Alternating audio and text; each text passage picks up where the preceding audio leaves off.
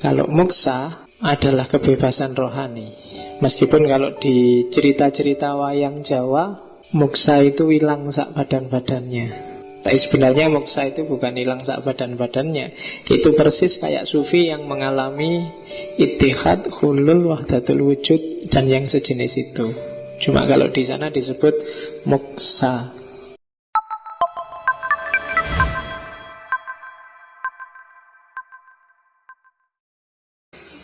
Bismillah, mari kita lanjutkan ngaji filsafat kita.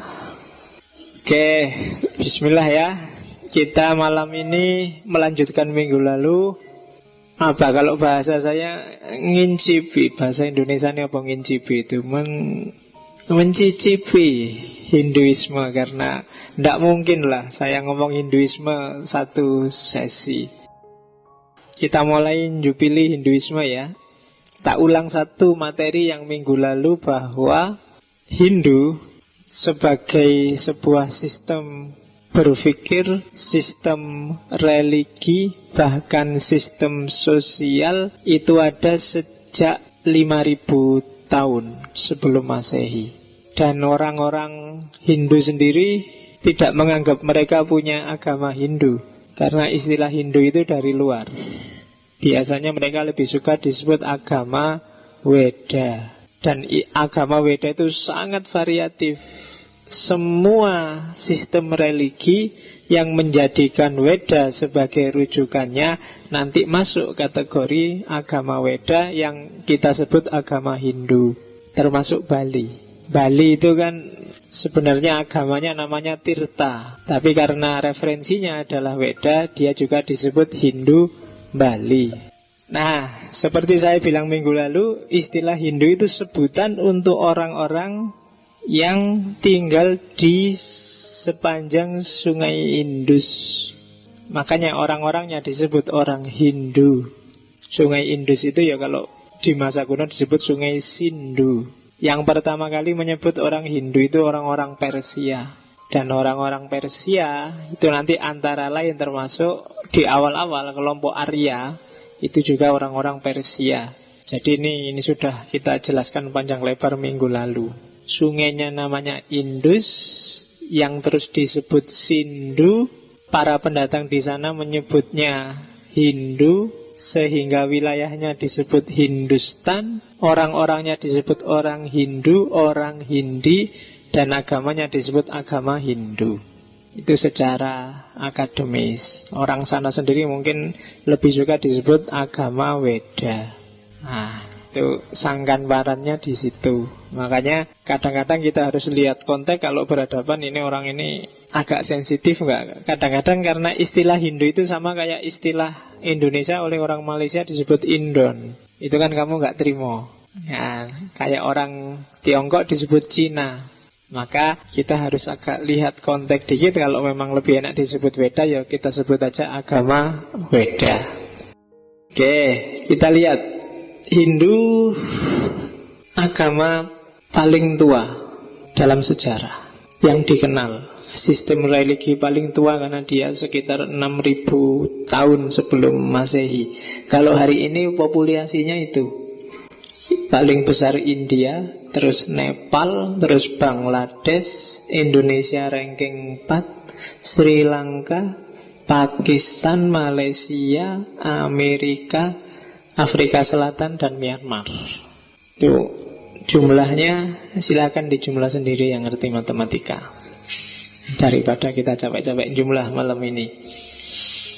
Jadi masih banyak pengikutnya. Agama paling tua tapi pengikutnya masih banyak. Oke.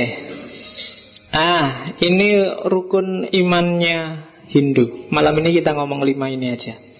Jadi beriman pada Brahman, Atman, Karma, Samsara, yang bentuknya adalah reinkarnasi, dan yang terakhir moksa. Itu syahadatnya orang Hindu 5 itu. Jadi beriman pada Brahman, Atman, Karma Pala, Samsara, Moksa. Ini rukun imannya. Nanti kita lihat satu-satu. Kalau Brahman itu mungkin di Islam itulah Tuhan, Atman itu Tuhan kecil, jiwa manusia. Karma itu kausalitas hukum alam. Kemudian samsara, reinkarnasi itu kausalitas di level rohani. Dan yang terakhir puncaknya adalah moksa. Kalau moksa adalah kebebasan rohani. Meskipun kalau di cerita-cerita wayang Jawa, moksa itu hilang sak badan-badannya. Tapi sebenarnya moksa itu bukan hilang sak badan-badannya. Itu persis kayak sufi yang mengalami ittihad, hulul, wahdatul wujud, dan yang sejenis itu. Cuma kalau di sana disebut moksa. Di cerita-cerita Jawa banyak kan raja-raja yang atau brahmana-brahmana yang ilmunya sudah puncak terus mengalami moksa. Oke, malam ini kita ngomong 5 ini. Brahman, Atman, karma pala, samsara, reinkarnasi, dan moksa. Oke, bismillah. Kita mulai dari Brahman. Yang sudah ngerti Islam sedikit banyak akan lebih gampang menyerap Hinduisme. Makanya itu yang minggu lalu saya sebut passing over. Kadang-kadang milik kita itu bisa dipahami lebih jelas pakai kacamata orang lain. Perhatikan ya, kadang-kadang orang yang bisa komentari kamu cakep apa mbak, enggak, itu kan di luar, bukan di dalam. Orang yang enggak kenal sama sekali kamu, begitu lihat kamu, wah cakep sekali, itu biasanya lebih jujur daripada teman-teman dekatmu, saudara-saudaramu, apalagi bapak ibumu. Ya kan? Jadi kita sekali sini passing over untuk dengan kacamata yang berbeda lihat ajaran kita mungkin lebih mencerahkan. Itu yang dilakukan oleh orang-orang seperti Hussein Nasr, Fritjof Swan, dan kawan-kawan. Termasuk di ini konsep Brahman. Brahman ini, iya, kalau di kita Tuhan. Kalau di Hindu masih ada sosoknya. Meskipun nanti aliran tertentu sudah nggak ada sosoknya. Nanti kalau di Buddha nggak ada sosoknya sama sekali. Tapi yang jelas Brahman itu persis, kalau ada yang ngerti sifat-sifatnya Allah, Asmaul Husna itu plek ada di situ semua. Kekal, imanen, tak terbatas, awal, akhir, menguasai bentuk, ruang, waktu, energi, dan segala isi di dalamnya itu Brahman. Dia punya tangan, punya kaki, punya mata. Itu tak ambil dari Bhagavad Gita. Sabdanya Krishna pada Arjuna waktu perang Mahabharata. Itu kisah simbolik sebenarnya. Jadi orang Hindu itu ngajinya Bhagavad Gita. Meskipun kitab sucinya yang utama ada 3, Veda, kemudian Upanishad, dan Bhagavad Gita. Nah yang Gita ini biasanya yang dipakai untuk ngaji. Jadi kalau biasanya ada orang Hindu kok lihat film-film Hindu kok ada ngajinya, itu biasanya ngaji Gita ini. Gita itu ya Bhagavad Gita yang diambil dari kisah Mahabharata. Jadi yang tebelnya segini, cuma ngomongnya di detik-detik perang mau dimulai. Jadi kalau di Mahabharata itu enggak, orang melihatnya Krishna sama Arjuna itu cuma ngomong sebentar. Tapi sebentar itu jadi jilid yang tebal sekali tentang hakikat hidup dan kehidupan. Ya nanti mungkin next time kita ketemulah dengan Bhagavad Gita sedikit untuk ngomong tentang filsafat perangnya. Karena tren baru hari ini yang bisa menyaingi filsafat perangnya Sun Tzu itu Bhagavad Gita, termasuk filsafat bisnis. Hari ini banyak orang bisnis yang lebih suka pakai Gita daripada pakai Sun Tzu. Nanti kita lihat ada istimewanya apa. Brahman tidak perlu saya jelaskan satu-satu. Intinya kayak katanya Otto di fenomenologi, Rudolf Otto, bahwa dia adalah sesuatu yang mysterium, tremendum, et fascinatum. Misterius, menggentarkan, bikin takut, tapi sekaligus mempesona. Sesuatu yang misterius, jadi susah sekali dipahami, tapi menggentarkan, bikin orang takut sekaligus gentar. Itu kan merasa kecil di depannya, tapi sekaligus mempesona. Mempesona itu kan berarti kamu ingin mendekat. Itu kan kontradiksi luar biasa. Dipahami susah, bikin kamu gentar, tapi kamu jatuh cinta, terpesona dan ingin mendekat.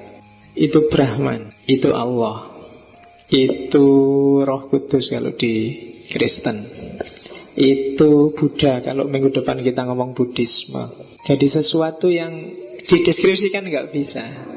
Mysterium tremendum fascinatum itu kan manifestasi batin kita ketika kita berhadapan dengan itu.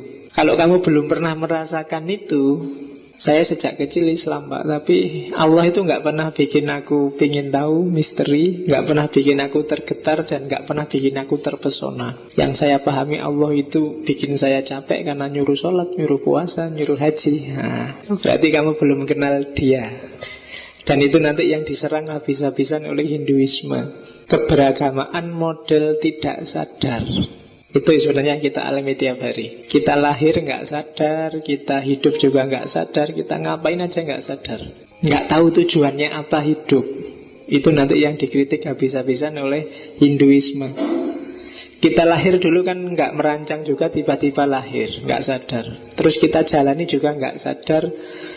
Kita melakukan apa aja juga secara nggak sadar. Bahkan ngaji malam ini mungkin kamu entah sadar entah nggak juga. Kamu nggak jelas kenapa sih kamu harus ngaji, ngapain kamu harus ngaji, arahnya kemana kamu harus ngaji. Ya itu berarti tidak sadar. Itu nanti yang dikritik habis-habisan oleh Hinduisme. Ketidaktahuan yang berujung ketidaksadaran. Karena nggak sadar maka kamu nggak naik kelas. Karena nggak naik kelas, ya kamu ngulang terus di kelasmu, nggak lulus-lulus. Itu kan yang disebut lahir kembali, lahir kembali. Lawang kamu nggak naik kelas, ya tetap di kelas yang sama. Lulus itu kan muksa itu, ya kan? S1 sampai 8 tahun, ya ngulang terus kan, nggak lulus-lulus kamu berarti di kelas itu. Hidup juga begitu. Kalau kualitasnya nggak lebih bagus dari hidupmu yang dulu, katanya orang Hindu, ya kamu tetap di kelas yang sama, muter terus, nggak ada habis-habisnya. Dan itulah samsara. Diterjemahkan dalam bahasa Indonesia sengsara. Sebenarnya kamu itu sengsara loh, meskipun kamu punya motor, HP-mu bagus, IP-mu bagus, tapi kamu membulet terus di situ. Jadi hidupmu kamu ulang-ulang di situ terus, nggak naik-naik kelas. Ya bener kamu sukses, bener kamu mungkin jadi dosen, jadi guru, jadi ustadz, tapi kamu kualitas hidupmu sama, nggak naik. Nah itu nanti antara lain problemnya Hinduisme. Yang pertama Brahman. Brahman meliputi segala sesuatu. Nanti kalau di Jawa sosoknya Brahman diterjemahkan jadi namanya kasunyatan. Dia ada di mana-mana. Maka segala realita, segala fenomena itu sebenarnya manifestasinya Dia, menunjukkan bahwa Dia hadir. Kita ngaji di sini malam ini menunjukkan bahwa Dia hadir. Kita nggak jadi di masjid sana menunjukkan bahwa Dia terlibat. Kita terpaksa harus ngontong-ngontong teh ke sini padahal panas itu kan kasunyatan juga. Ada hal-hal yang menyeret kita, yang membawa kita dalam satu skenario besar. Yang kita ada di skenario besar itu, itulah kasunyatan. Dan di balik kasunyatan itu, itulah Brahman. Kalau bahasa Qur'annya wallahu bikulli syai'im muhit. Muhit itu meliputi segala sesuatu, ada di mana-mana, dalam kondisi apapun, dengan model apapun, termasuk yang jelek-jelek. Nanti Hindu punya penjelasan yang khas tentang yang jelek-jelek. Oke ya, itu Brahman. Yang kedua Atman. Atman itu bagian kecil dari Brahman yang ada di setiap makhluk hidup. Itu namanya Atman, termasuk dalam diri manusia. Kita menyebutnya jiwa. Bahasa sananya jiwatman. Oke. Jadi ada Brahman, ada Atman. Lawannya Atman itu fisik. Jadi tubuh kita ini hardware-nya, software-nya itu Atman. Mata fisik ini kalau nggak ada Atman, dia nggak akan bisa melihat. Yang bisa melihat karena dia punya daya jiwa, namanya daya melihat. Daya melihat itu tidak sama dan sebangun dengan mata. Orang meninggal itu mungkin matanya masih bisa dipakai loh. Kalau dipindah ke orang yang masih hidup, misalnya dicangkokkan. Bahkan jantung aja bisa dicangkokkan. Kalau orangnya sudah meninggal, jantungnya dicangkokkan. Karena dia memang benda. Cuma dia tidak punya daya apa-apa. Yang punya daya adalah kalau Atman masih ada di situ, maka mata punya daya melihat, telinga punya daya mendengar, hidung punya daya membau, lidah punya daya mengecap. Lidahnya tetap sama, tapi kalau Atmannya pergi, ya lidahnya nggak bisa apa-apa. Dikasih sate pun dia nggak seneng, nggak ketawa-ketawa. Wong sudah nggak bisa apa-apa, sudah mati rasa, ditinggalkan oleh Atman. Oke, jadi gampang-gampangannya itu. Gambarannya seperti matahari dan cahayanya. Jadi Brahman itu mataharinya, Atman itu cahayanya. Konsep ini sama persis dengan yang dikembangkan oleh Al-Hallaj dan kawan-kawan, termasuk Suhrawardi dengan filsafat cahayanya. Makanya khazanah kebenaran abadi itu kan yang disebut Sanata Dharma. Sanata Dharma ini kebenaran abadi, kebenaran ruhania, kebenaran spiritual yang ada sejak zaman, kalau kita menyebutnya sejak zaman Nabi Adam sampai besok hari kiamat. Itulah kebenaran abadi. Dan kebenaran abadi itu nanti antara lain yang diwarisi oleh para filosof besar, para tokoh-tokoh termasuk dari Hinduisme, dan kalau di Islam diwarisi antara lain katanya seperti Suhrawardi dan kawan-kawan. Itu nanti yang oleh Syed Hussein Nasir disebut Saintia Sakra, pengetahuan suci. Sayangnya pengetahuan suci ini disekulerkan, dimaterialkan oleh Barat, sehingga jadi rusak. Padahal nanti kalau kalian jelajahi khazanah itu, tokoh-tokoh di kelompok ini bilang, dulu sudah pernah orang menguasai sains sakra ini secara utuh menyeluruh termasuk dalam urusan materi, tapi terus mereka nyeleweng ke arah materi saja sehingga peradabannya hancur. Itu yang terjadi dengan peradaban-peradaban besar Sumeria, Babilonia, dan juga Atlantis yang hilang. Dan gaya itu sekarang diulangi lagi oleh orang-orang modern. Jadi kehilangan khazanah. Bahkan di salah satu buku yang saya baca ada yang bilang bahwa pengetahuan suci termasuk tentang materi itu dikuasai oleh beberapa orang-orang suci. Nah, kalau di Islam menyebutnya beberapa wali yang tersembunyi. Dan hari ini pengetahuan itu nggak diobral secara gratis, dikeluarkan satu-satu aja sesuai kepentingannya manusia. Karena kalau tiba-tiba dikeluarkan semua, nasibnya kayak Atlantis, nasibnya kayak. Cuma satu-satu pun karena dunia ini sudah tua, ya sudah banyak keluarnya. Jadi tinggal ditunggu akhirnya akan ada siklus. Nah itu cari sendiri di khazanah-khazanah spiritual. Termasuk yang punya referensi agak bagus tentang yang gini-gini, aliran, kalau di Persia aliran Bahai. Atau cari di tasawuf falsafi yang tertarik. Cuma yang enggak, ya enggak apa-apa, karena isinya bulet. Ya. Nah, cuplikan kecilnya dari Sanata Dharma itu nanti ada di Hindu. Makanya di sebelah ada kampus Sanata Dharma. Itu sebenarnya yang punya harusnya Hindu, harusnya kampus Hindu itu. Harusnya, cuma dipakai ya enggak apa-apa. Wong cuma istilah. Sanata Dharma itu kan istilah yang sejajar dengan filsafat perennial. Istilah yang sejajar dengan tadi Saintia Sakra. Istilah yang sejajar dengan tradisi primordial. Istilah yang sejajar dengan kebenaran abadi. Atman ini kan intinya hidup manusia. Hanya saja banyak orang yang jalannya kebalik. Harusnya orang itu berjalan ke dalam, menemukan hakikat dirinya dalam Atman. Tapi kebanyakan orang kebalik, jalannya keluar, menjauh dari Atman. Itulah yang bikin Allah gemes. Bikin Tuhan, loh kok gitu ya manusia itu. Sudah disuruh ke bumi, sudah diwanti-wanti, sudah dikasih kebenaran abadi. Kamu silahkan ke dunia, tapi nanti balik lagi ke sini loh ya. Jangan lupa dunia itu cuma mampir sebentar. Kalau orang Jawa menyebutnya cuma mampir ngombe. Jangan lupakan jalur pulangmu. Kalau di Islam, innalillahi wa inna ilaihi roji'un. Jangan lupa jalanmu pulang ya. Cuma manusia selalu begitu. Begitu Nabi Adam mengasih ajaran, Nabi Adam tidak lama pergi, dia nyeleweng, sudah lupa sama jalan kembali. Terus sama Allah, karena Allah sayang ke kita, dikasih Nabi lagi. Balik lagi, oh iya dulu yang benar yang itu balik.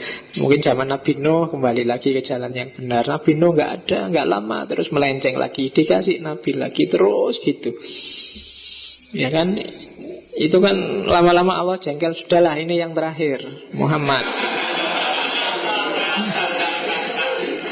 Ya kan, dah tak kasih Muhammad yang terakhir, ini puncaknya, wis pol.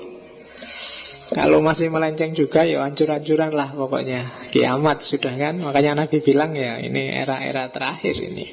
Nah, agama, utusan, kemudian ajaran Nabi, itu kan sebenarnya petunjuk dari Brahman, dari yang di atas, biar kita menemukan yang esensi, menemukan Atman. Kalau di Hindu jalannya ada 4. Yang pertama, jnana yoga, jalan pengetahuan. Kalau kamu merasa kapasitas akalmu memadai, ambil jalur ini. Berpikir lewat jalur filsafat. Jalur pengetahuan inilah nanti yang kalau di dunia tasawuf disebut makrifat. Kalian kan selama ini bertanya-tanya, lah kok bisa ya puncaknya peribadatan kok malah makrifat. Makrifat itu kan pengetahuan. Karena memang ada jalur pengetahuan, jnana yoga. Cuma ya tidak semata-mata tahu yang dalam tanda petik berkonotasi sadar. Dengan tahu terus kamu sadar, oh ya berarti aku ini hanya bagian kecil dari Brahman yang besar. Bahwa aku ini hamba, bahwa aku ini tidak penting, aku ini tidak ada, yang pasti ada hanya Allah. Itu kan tahu sekaligus sadar. Banyak kan yang tahu tapi nggak sadar. Kayak mungkin kalian kan banyak di kepalamu informasi tentang yang baik, yang bagus, yang indah ya, tapi kan nggak bisa jalan dalam hidupmu. Kenapa? Karena kamu belum sadar. Jadi tahu tidak berkorelasi dengan sadar. Jnana yoga itu tahu yang terus jadi sadar orang dan terlibat dengan kesadarannya. Saya sering bilang bahwa kalau sekedar informasi baik buruk di kepalamu sudah lengkap, yang belum adalah kesadaranmu untuk melakukan yang kamu tahu baik dan menjauhi yang kamu tahu jelek. Makanya Nabi ngajarin doanya kan arinal haqqo haqqon, tapi itu tidak cukup. Juga warzuqnat tiba'ah. Karena sekedar tahu itu biasanya nggak mengubah apa-apa. Oke, kamu tahu kan kalau download video dan nonton video yang gitu-gitu jelek? Iya, tahu pasti, nggak perlu tak nasihati, mesti tahu. Tapi kenapa kok nggak jalan pengetahuanmu itu? Ya karena kesadarannya belum keluar. Nah, kesadaran itu bisa dikejar lewat pengetahuan kalau memang kapasitasmu cukup.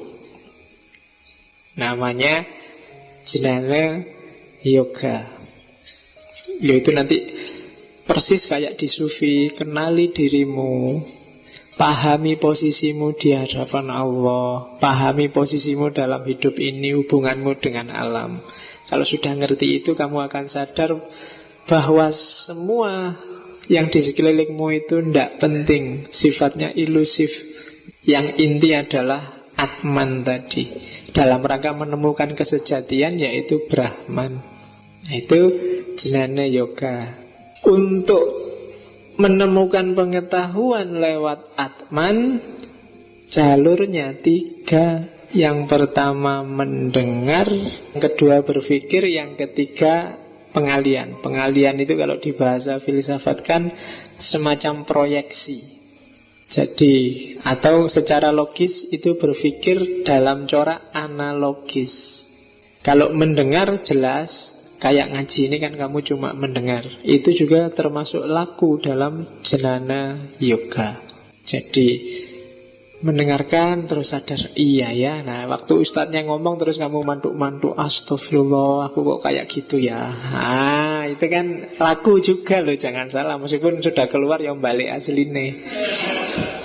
Tapi kan lumayan ada yang disentuh oleh ustadzmu. Nah, itu mendengar, dia jadi laku. Ada baiknya orang-orang yang gampang menyentuhmu, ustadz-ustadz, kiai-kiai yang gampang nyenggol kamu, bolak-balik kamu dengarkan senggolannya biar kamu ingat terus. Entah ustadz siapa, guru siapa yang menurut kamu orang ini bisa menyentuh. Mungkin di TV boleh, nggak di TV boleh, atau buku juga boleh, atau tokoh siapa juga boleh. Nggak usah apatis ala ustadz di TV itu ustadz abal-abal semua apa. Ya nggak usah gitu. Sopo ngerti dari yang abal-abal itu kamu dapat sesuatu yang luar biasa, kan gitu. Kalau nggak cocok ya nggak apa-apa, nggak cocok, tapi jangan menjelek-jelekkan. Ya kan, kalau bahasa Qur'annya mau'idhah hasanah. Jadi ada level yang memang harus dikasih mau'idhah hasanah. Yang kedua, ini yang sangat cerdas, jalurnya para filosof, kontemplasi, berpikir sendiri, muhasabah, tafakkur. Yang ketiga, pengalihan. Pengalihan itu semacam hikmah, berpikir analogis, memahami diri dari berbagai perspektif. Mendengar, berpikir, pengalihan. Kenapa harus ada yang ketiga disebut? Karena kadang-kadang kita siap yang kedua tapi nggak siap yang ketiga. Kamu siap memahami dirimu dari perspektif dirimu sendiri, tapi dari perspektif orang yang tidak suka kamu nggak siap. Begitu ada orang ngeritik kamu misalnya, kamu sekarang kok alay sih, lebay banget kalau ngomong, wah kamu mesti marah kan? Nggak siap kamu dibilangin gitu.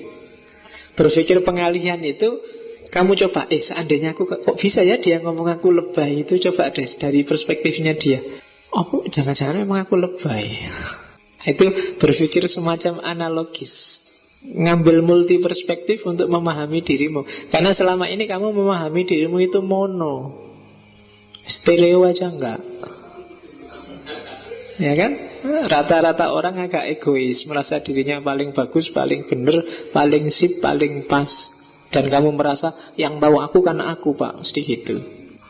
Jadi harus multi perspektif dong. Jangan satu, biar tampak lebih jelas dirimu itu siapa. Kamu kadang-kadang juga keliru, kamu kadang-kadang juga ndak pas, kamu kadang-kadang juga tersesat. Wong kita manusia biasa. Tapi kamu nggak siap kalau dengar orang bilang kamu sesat. Begitu kamu dibilang bid'ah, darah tinggimu naik, langsung kurang ajar aku dibilang bid'ah. Pernah nggak kamu bilang bid'ah terus jangan-jangan memang bid'ah ya, coba sih tak belajar lagi kan. Tapi kan enggak kan, begitu dibilang bid'ah kamu langsung marah. Begitu dibilang tradisional kamu langsung marah. Begitu dibilang garis keras kamu langsung sungunya keluar. Begitu dibilang, kita selalu begitu, tidak siap dengan perspektif yang berbeda. Maka pengetahuan kita tentang diri kita jadinya nggak sempurna. Jnana yoga, kita pahami hakikat diri kita lewat jalur pengetahuan. Kita buka lebar-lebar, sebenarnya aku itu siapa, mau kemana, kenapa kok sekarang aku ada di sini. Itu pertanyaan besar yang mungkin sampai tua kamu akan sibuk jawabnya. 3 pertanyaan besar ini, kalau kamu gagal menjawabnya, katanya orang Hindu, besok kamu akan lahir kembali untuk mencari jawaban pertanyaan yang sama. Iya, dan akan terus gitu. Itu yang tadi tak sebut, kamu tidak naik kelas. Levelmu masih level itu terus.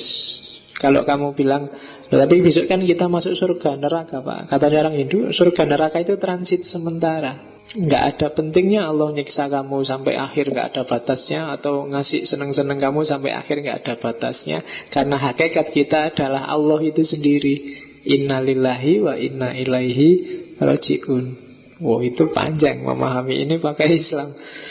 Jadi dari Hindu campur karo Islam ini ngomongnya.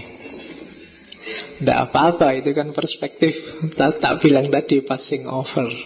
Jadi temukan Atman kalau kamu sanggup lewat Jnana Yoga. Mungkin kalau kalian yang mahasiswa mungkin bisa ke level ini. Tapi mahasiswa yang serius tapi. Ya kan banyak mahasiswa di sini yang sing penting untuk nilai lulus S2. Kalau ada beasiswa ya S3, kalau nggak ada ya cari kerjaan dulu, terus kawin, punya anak, terus nggak mikir apa-apa selain gimana caranya anaknya bisa terjamin hidupnya, sekolah yang pinter, terus anaknya juga mikirnya gitu lagi, jadi bulet. Ya kan? Kamu mikirnya sudah lah Pak, biar aja saya jadi orang kecil, yang penting anakku sukses. Anakmu ya mikirin ngono. Jadi akhirnya semuanya nggak naik kelas. Oke, itu Jnana Yoga.